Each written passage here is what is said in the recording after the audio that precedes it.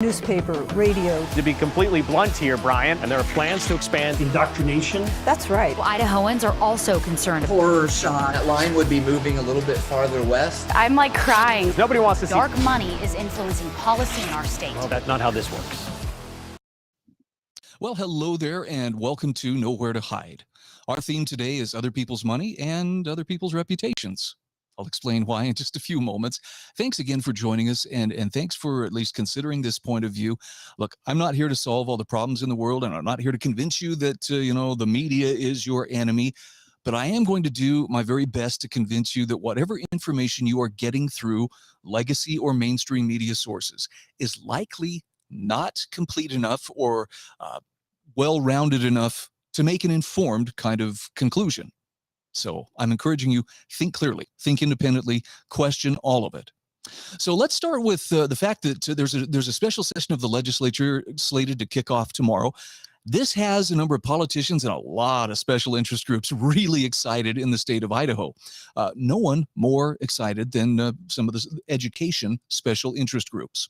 So the headline, as it announces it, Idaho tax education bill has support, but cracks are possible. This is from idahopress.com. So let's just walk through the story briefly. And the main thing I'm going to ask you to watch for here is just some of the inconsistency that comes from the assumption that, well, if government has extra money, meaning it taxed more money away from the taxpayers than it needed for whatever expenditures it needed to cover, and we're talking about a $2 billion surplus. So yeah, it actually did tax away more than it needed. What's the best way to... Or what's the best thing to do with that money? Clearly, there are politicians who are like, spend it. What else should we do? I mean, we worked hard for that money. I'm sure they're thinking. Truth of the matter is, the people who worked and paid taxes and produced something of value are the ones who worked hard for that money. But it's easy to be magnanimous, right? When it's somebody else's money, hey, we'll spare no expenses. Only the best for Idaho students or special interests or politicians. Like I say, it's easy to do when you're using other people's money. Idaho lawmakers, the article says, are scheduled to meet Thursday at the State House to consider using the state's projected $2 billion budget surplus for a $500 million income tax rebate. That sounds pretty good on the surface, right? But there are some details in here that you'll see show it's pretty stingy. The rebate, the part, hey, we'll give you back this, is pennies on the dollar for what was taken from the taxpayers. Now, the article goes on to say legislators will also consider spending money, a $410 million annual boost for K-12 schools and post-secondary education using sales taxes. The state's business leaders have complained that Idaho's education system is falling behind, hurting efforts to attract new companies, and to retain existing ones.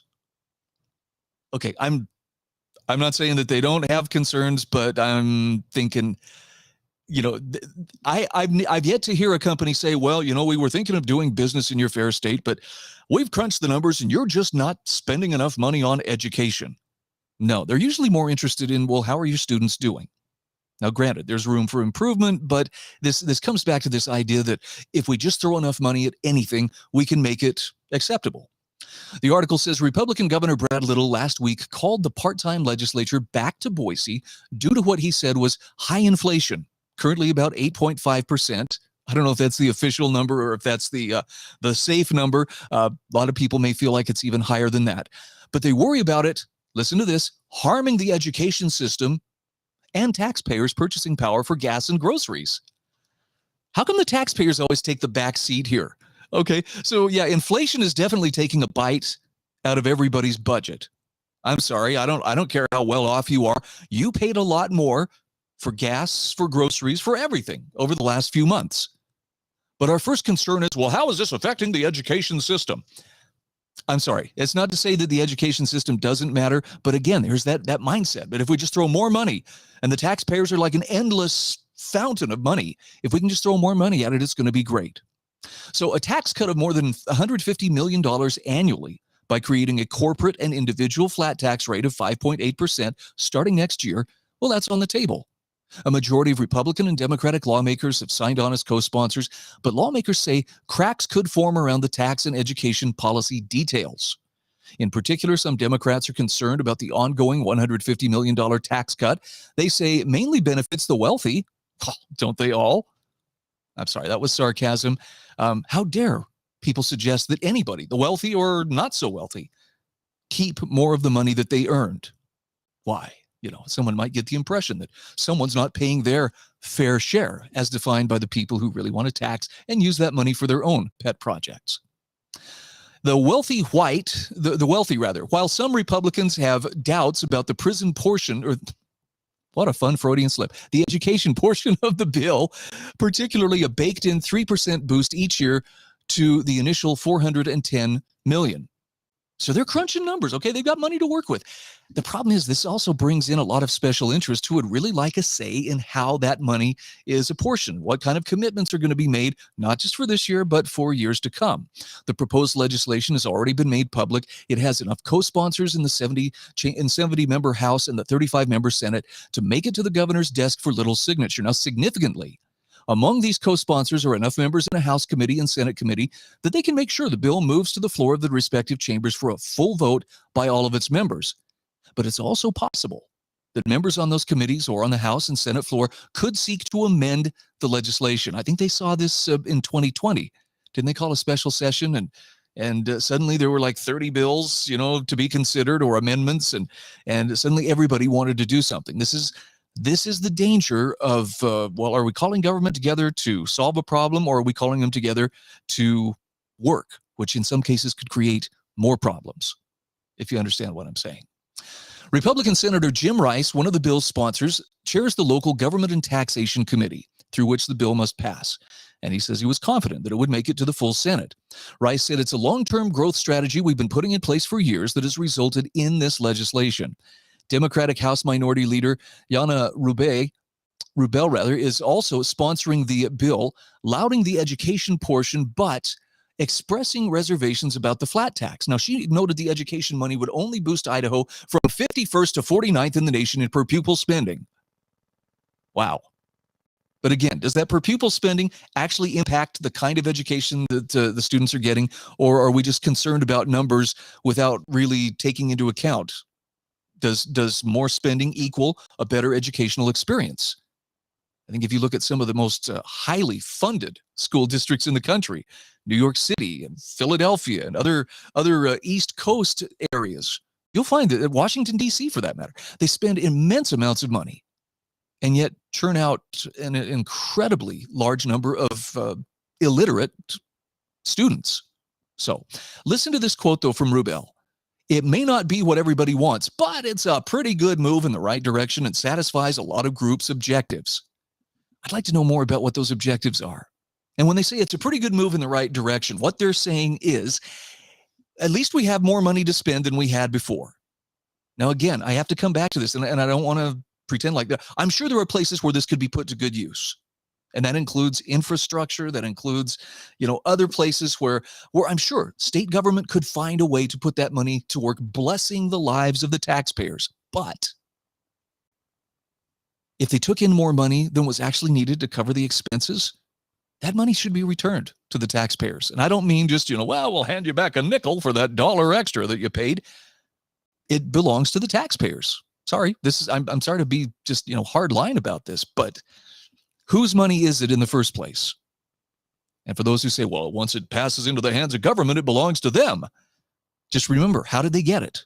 They got it through the threat of force. You either pay this or else. Sorry, but that's how taxes work. They're not really voluntary. And how about this? It satisfies a lot of groups' objectives. Those objectives clearly involve having more money, more influence, more fingers in the pie. Now, whether that's a good thing or not is going to depend on whether you're supportive of these groups, but can we at least acknowledge the special interests are lining up because they've heard there's quite a bit of feed in the trough, and they'd kind of like their shot at it. The one-time income tax rebates of $500 million amount to 10% of taxes paid in 2020. That seems pretty skimpy, doesn't it? With a minimum rebate that Democrats fought for of $300 for individual taxpayers and $600 for those filing jointly. Now, the bill requires the Idaho State Tax Commission, to the extent possible, to issue the rebates this fiscal year, which ends June 30th. But lawmakers have said those rebates could likely happen this calendar year. The ongoing tax cut of more than $150 million involves creating the same corporate and individual flat tax rate of 5.8% starting next year. Currently, the corporate rate is 6%. Wow, that big 0.2% is going to make a huge difference. The same rate for the state's highest income bracket. Under the bill, the first $2,500 of income for individuals and $5,000 for people filing jointly would be exempt from taxes.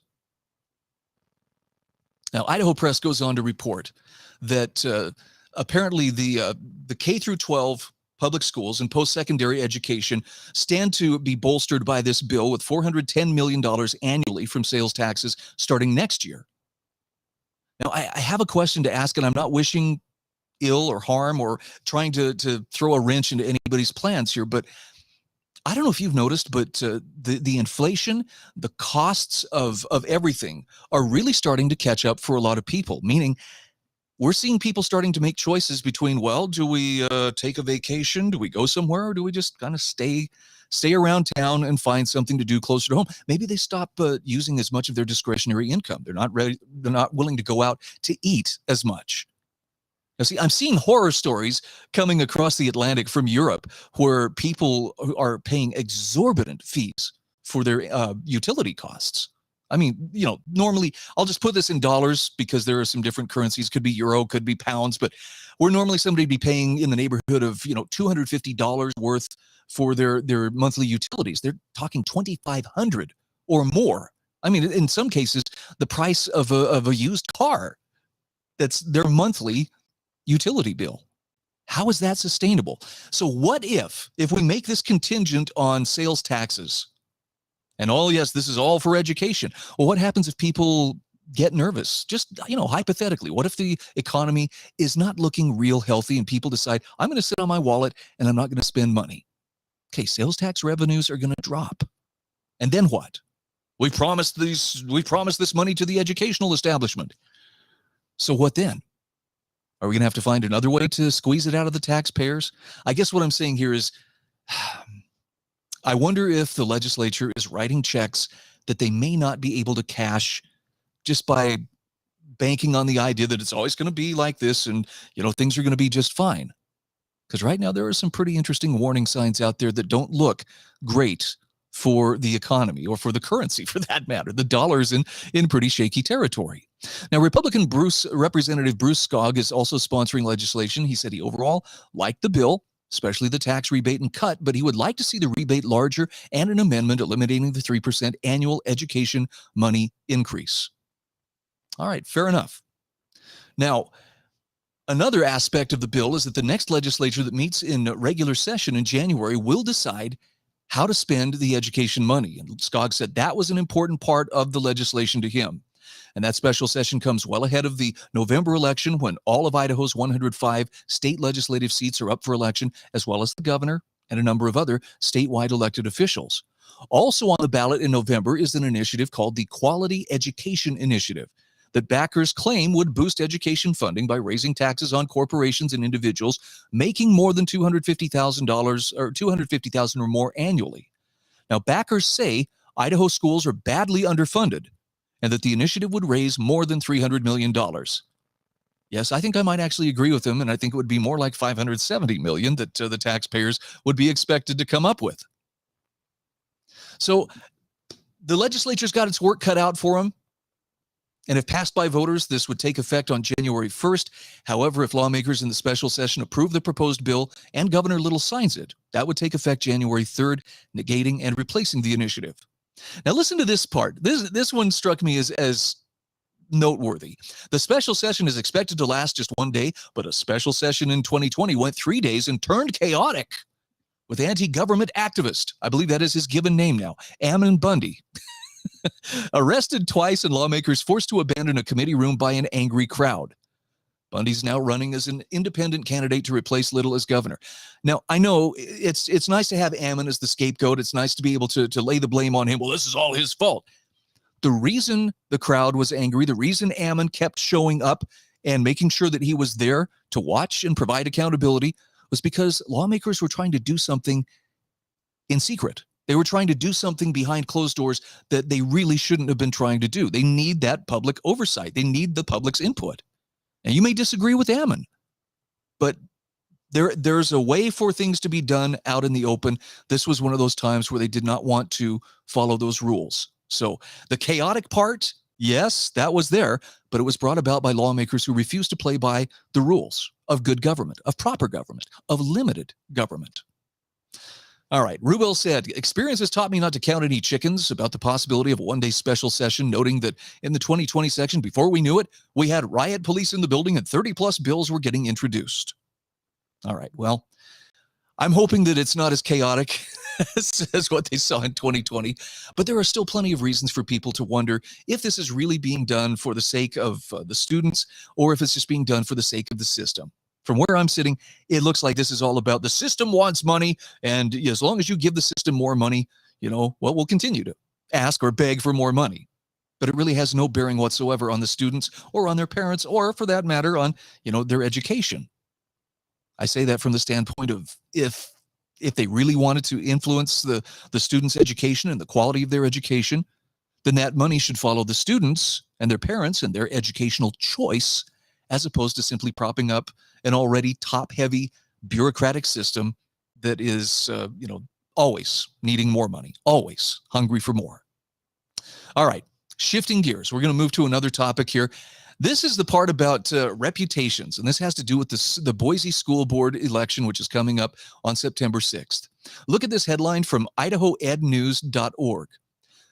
Political Action Committee withdraws support for Boise trustee. Union stands by endorsement. Now, in particular, what we're talking about here is a political action committee that has withdrawn its support from an incumbent member of the Boise School Board, Steve Schmidt. In fact, here's a more complete slide. A political action committee has withdrawn its support for an incumbent Boise trustee days after the incumbent received a controversial endorsement from a hardline conservative citizens group. Now, I just have to ask this question. Controversial by whose standards? Hardline according to whom? See if you can fill in some of those blanks. Maybe I'll have a little bit better understanding of whether we're dealing with reality or just, playground variety name calling. Boise's teacher union continues to endorse Steve Schmidt. The saga unfolds as Boise's trustees heads toward a September 6th election date, with endorsements taking center stage in these normally quiet, nonpartisan races. Gee, I wonder who might have politicized the education system a bit. Surely not the citizenry, not the people who are looking for accountability. Now, the story goes on to talk about how it unfolded over the weekend when a board candidate apparently listed, it was board candidate Andy Hawes posted a flyer on his campaign's Facebook page, and it listed 4 endorsements: incumbents Beth Oppenheimer and Dave Wagers running for 2 seats in race 1, Hawes, the incumbent in race number 2, and Elizabeth Langley, the incumbent in race number 3.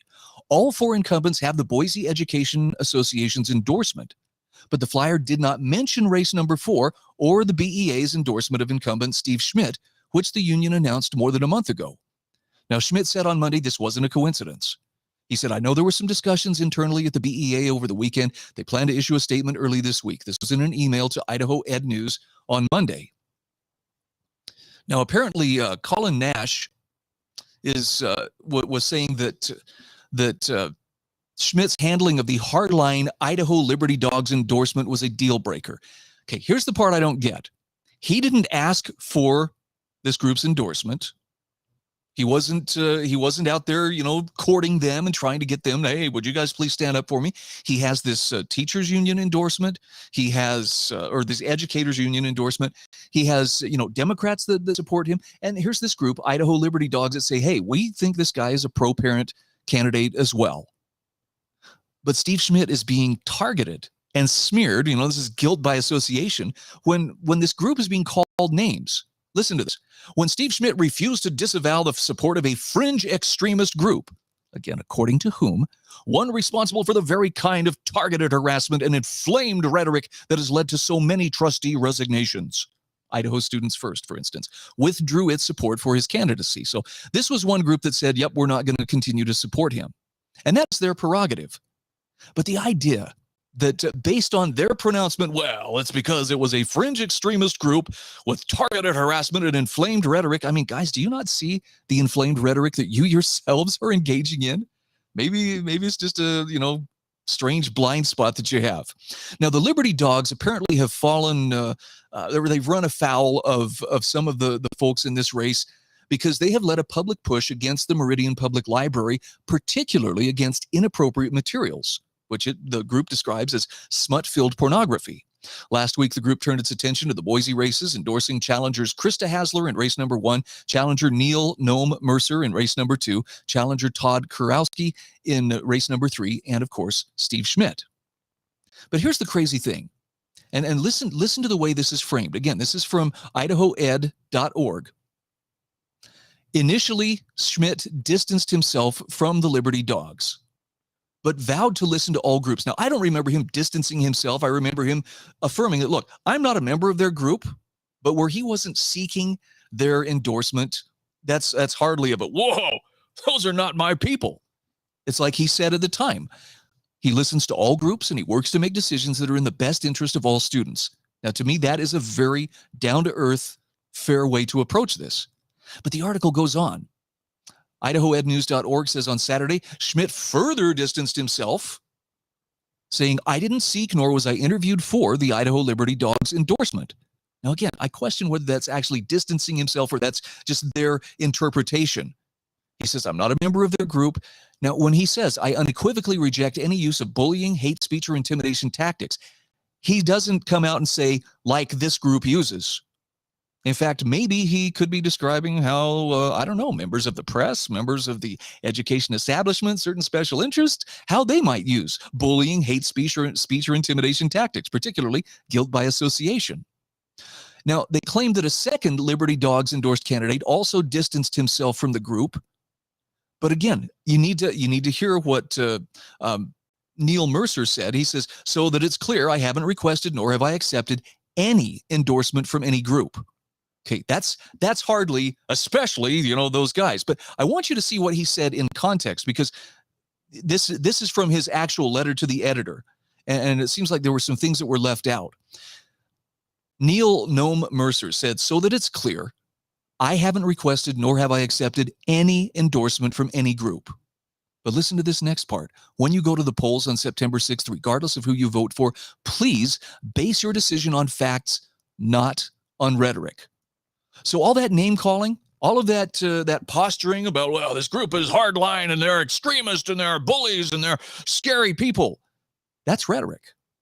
I mean, unless you want to point to some specific example that shows, oh my goodness, why these guys were, they were stomping puppies to death and burning crosses. They're on people's lawns as they were trying to get out there and generate, interest in their group.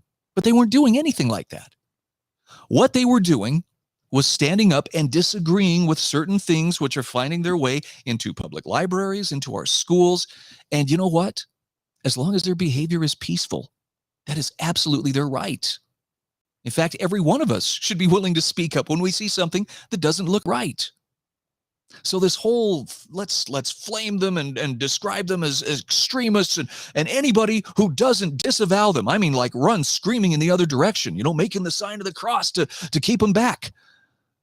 Well, we have to presume that they're just as guilty of whatever it is that we say these guys are guilty of. But they've proven nothing.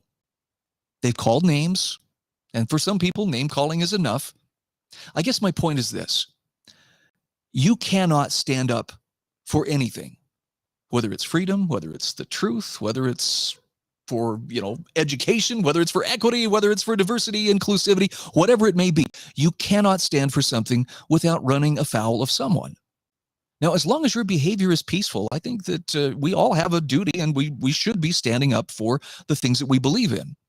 Why are we allowing people to create a climate in which you have to worry about, did I vigorously enough deny or disavow this person or that group? I mean, this sounds like those little red guard struggle sessions that Chairman Mao's youthful followers used to call people to, where they would confess their sins and confess their ideological impurity. Do we really need that kind of an approach? Because it sure seems like that's the direction that we're headed. So, whether you think the Idaho Liberty Dogs are extremists or not, maybe it's a good idea to do your own homework. Maybe it's a good idea to check this out for yourself. And when you go to cast your vote, do it based on what you know. Do it based on facts, not just on who was doing the best job of name calling. I'm Brian Hyde, and this is Nowhere to Hide. Reporters are biased, the Idaho Press Club are biased, all media, newspaper, radio. To be completely blunt here, Brian, and there are plans to expand indoctrination. That's right. Idahoans are also concerned. Horror shot. That line would be moving a little bit farther west. I'm like crying. Nobody wants to see Dark money is influencing policy in our state. that.